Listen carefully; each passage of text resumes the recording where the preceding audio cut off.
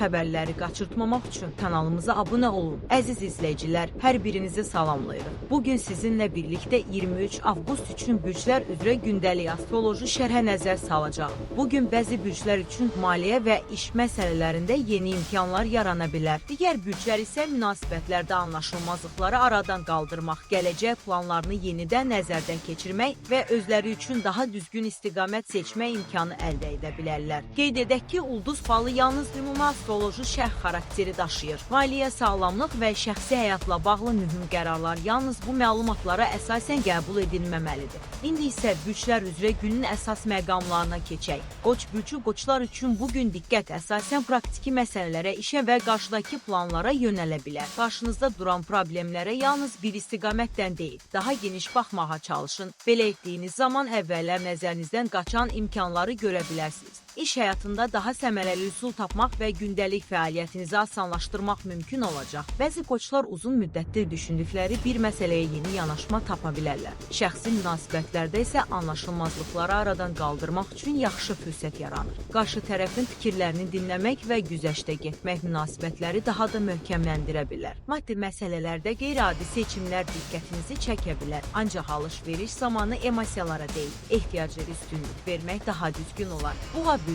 bürcləri bugün gündəlik həyatdan bir qədər uzaqlaşmaq və yeni təcrübələr yaşamaq istəyəcəklər. Yeni yerlər görmək, fərqli insanlarla ünsiyyət qurmaq və yeni biliklər əldə etmək əhvalınıza müsbət təsir göstərə bilər. Lakin gün ərzində bəzi gərgin vəziyyətlər yarana bilər. Ətrafınızdakı insanların tələskənliyi və gözlənilməz davranışları sizi əsəbləşdirə bilər. Buna görə də emosional qərarlardan uzaq durmaq vacibdir. Şəxsi münasibətlərdə isə səmimi söhbət üçün əlverişli şərait yaranır. Ürəyinizdə uzun müddətdir saxladığınız bir məsələni açıq şəkildə danışmaq münasibətlərdə yeni mərhələnin başlanğıcı ola bilər.